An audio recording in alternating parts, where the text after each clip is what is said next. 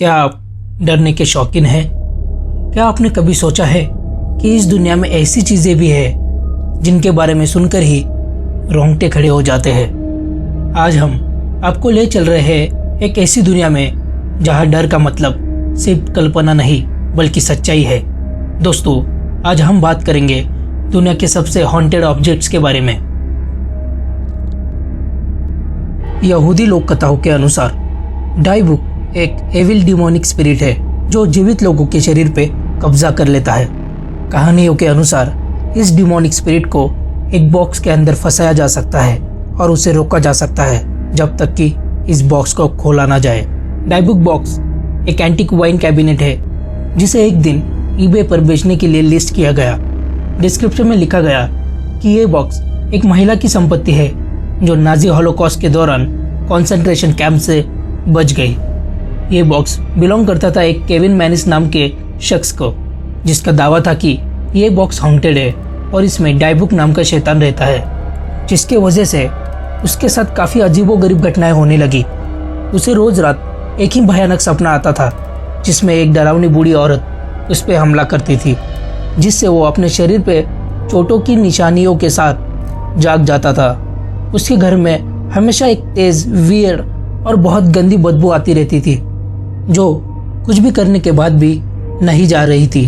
एक दिन जब उनके माँ ने यह बॉक्स खोलने का प्रयत्न किया तो उनकी अचानक से मृत्यु हो गई स्ट्रोक आने के कारण। उसके बाद केविन ने इस बॉक्स से हमेशा हमेशा के लिए छुटकारा पाने के लिए इसे बेचने का इरादा किया। बॉक्स आखिरी में मैसूरी मेडिकल म्यूजियम के डायरेक्टर जेसन हैंगस्टन के हाथों में आ गया। जेसन हैंगस्टन एक स्केप्टिक थे जो इन बातों पे विश्वास नहीं करते थे, पर कुछ दिनों में ही उन्हें अपना विश्वास बदलना पड़ा। उनके साथ भी डरावनी घटनाएं होने लगी। उनके आंखों से खून आने लगा, उनके शरीर पे कई सारे जख्मों के निशान पड़ने लगे। उनको भी सिमिलर नाइट्समेयर आने लगे जिसकी बात केविन कर रहे थे, जिसमें एक डरावनी बूढ़ी चुड़ैल उन पे हमला करती थी। जेसन हैंगस्टन इतना डर गए कि वो तांत्रिकों से मदद मांगने लगे। वो उनसे मिलने लगे। उनके कहने पे जेसन ने उस बॉक्स को एक 24 कैरेट सोने से ढकी हुई लकड़ी के संदूक में रख के उसे हमेशा हमेशा के लिए दफना दिया। कुछ सालों बाद उस बॉक्स को फिर से जमीन से निकाला गया और उसे खरीदा गया डेडली पोजेशंस टीवी शो के एंकर जैक बेगन्स के द्वारा, और उसे उन्होंने अपने हॉन्टेड म्यूजियम में रख दिया। और तभी से लेकर आज तक ये बॉक्स उनके पास ही है। इस डायबुक बॉक्स की कहानी पे साल 2012 पे डायरेक्टर सैम राइमी की एक मूवी भी आई थी जिसका नाम था दी पोजेशन। बाद में ये बॉक्स एक और बार सुर्खियों में आया जब अमेरिका के एक फेमस रैपर पोस्ट मैलोन ने क्लेम किया कि उनके साथ काफ़ी सारी बुरी चीज़ें हो रही है और वो इस कैबिनेट के संपर्क में आने की वजह से ही हो रहे हैं। ये चेयर 1950s में क्लेटजेल परिवार के पास आई। ये केवल एक साधारण फर्नीचर का टुकड़ा था 1980 के समर तक, पर उसके बाद कुछ ऐसा हुआ जिसने इस परिवार को झंझोर के रख दिया और ये आगे जाके अमेरिका की सबसे इनफेमस एक्सॉर्सिज्म और मर्डर में तब्दील हो गई। गेट्जेल परिवार में डेविड गेट्जेल एक 11 वर्षीय युवा को एक रात एक डरावना सपना आता है जिसमें वो एक बड़ी काली आंखों वाला, एक जानवर जैसे चेहरे वाला, जिसके बड़े बड़े दांत और सींग थे, एक ऐसा आदमी दिखाई देता है और वो चिल्ला के नींद से उठता है। उसके बाद डेविड को ये नाइटमेयर्स बार बार आने लगते हैं। डेविड उस तरह का बच्चा नहीं था जो मनगढ़ंत कहानी बनाए। वो इस अनुभव से स्पष्ट रूप से हिल गया था और उसके परिवार वाले भी उससे सहमत थे। डेविड की बड़ी बहन अपने फियांसे अर्नी जॉनसन से रिक्वेस्ट की कि वो कुछ दिनों के लिए उनके साथ रहे, जिससे डेविड को अकेलापन ना महसूस हो और वो सेफ फील करे। पर उसके बाद डेविड को उस डरावने शैतान के और ज़्यादा बुरे सपने आने लगे। लड़के के शरीर पे अजीब खरोंचे और चोटों के निशान दिखाई देने लगे। सबसे बुरी बात यह थी कि डेविड अब उस शैतान को जागते हुए भी देख सकता था। डेविड कहता था वो शैतान हमेशा घर के उस ओल्ड रॉकिंग चेयर पे बैठा दिखता है और उसने उस चेयर पे अब अपना कब्जा जमा लिया है। डेविड को छोड़ के कोई और ये नहीं देख सकता था और उन्होंने उस चेयर को काफ़ी बार अपने आप हिलते हुए महसूस किया था। डेविड के पेरेंट्स ने एक दिन एक प्रीस्ट को शांति के लिए बुलाया और उसके बाद चीजें और भी बदतर हो गई। डेविड को शैतान अभी बार बार दिखने लगा। वो अपना होश गवा बैठा और वो अपने परिवार पे गुस्से से गुर्राने लगा और वो एक अजीब भाषा का इस्तेमाल करने लगा। इसके बाद एर्नी और डेबी ने एड और लॉरेन वॉरेन दाम्पत्य से मदद मांगी। सिर्फ डेविड के बाद लॉरेन ही एक थी जिन्होंने उस शैतान को रॉकिंग चेयर पे बैठा देखा था। फाइनल एक्सॉर्सिज्म के बाद उस शैतान ने डेविड को छोड़ दिया और उसमें जल्द ही सुधार के संकेत दिखने लगे। पर डेबी का फियांसे एर्नी जॉनसन इतना भाग्यशाली नहीं था।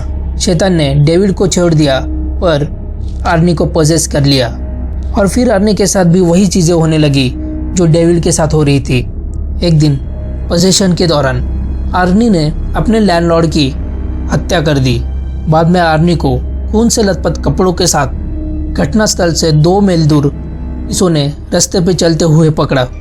आर्नी जॉनसन ने गिरफ्तारी के बाद कोर्ट में नॉन गिल्टी की अपील की और कहा कि उसने ये खून नहीं किया बल्कि उस पर हावी हुए शैतान ने किया।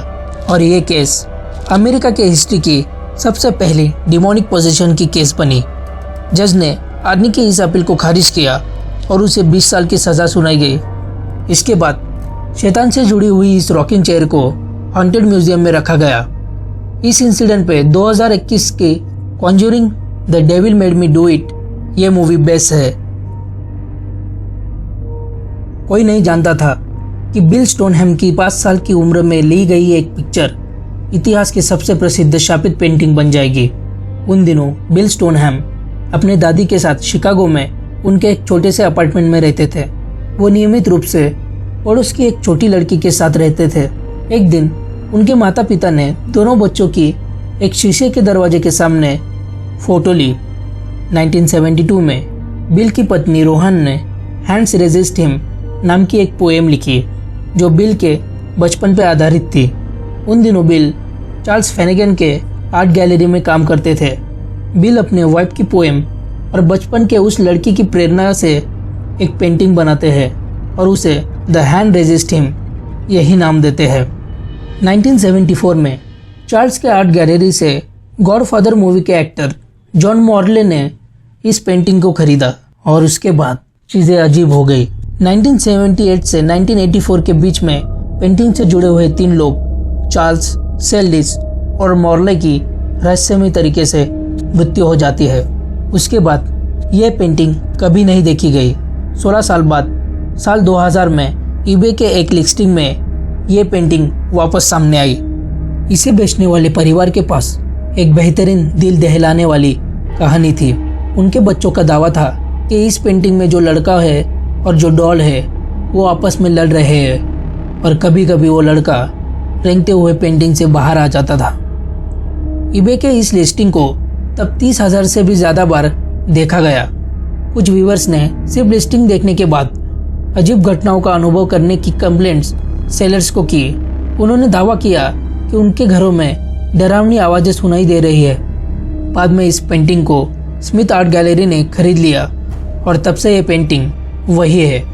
अब मैं आपको हमारी लिस्ट की आखिरी हॉन्टेड ऑब्जेक्ट के बारे में बताना चाहूँगा जिसके बिना ये लिस्ट अधूरी है। दोस्तों, मैं बात कर रहा हूँ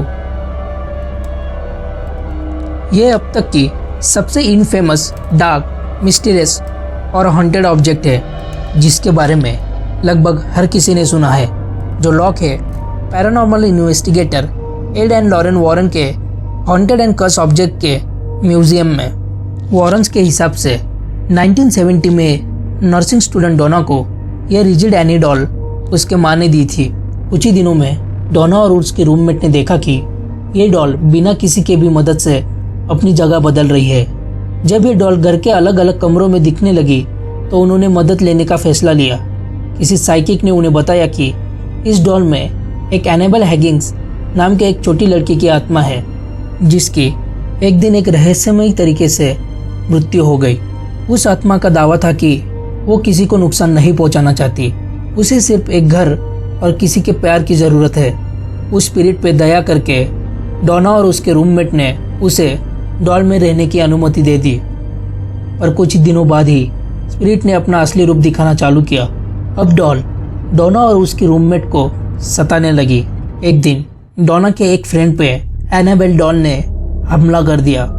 उसके बाद उन्होंने एक प्रीस्ट से मदद मांगी और प्रीस्ट ने वॉरेन से कांटेक्ट किया। वॉरेन के हिसाब से उस डॉल में एनाबेल हेनिंग की आत्मा नहीं बल्कि एक डिमोनिक स्पिरिट थी जो एनाबेल पे हावी थी। बाद में झाड़ फूक करके उस डॉल को वॉरेन्स ने अपने हॉन्टेड एंड कर्स ऑब्जेक्ट के म्यूजियम में एक कांच के बक्से में रख दिया। अगर आपको ये वीडियो अच्छी लगी तो हमारी दूसरी वीडियोस को भी ज़रूर देखिए और please like, share and subscribe.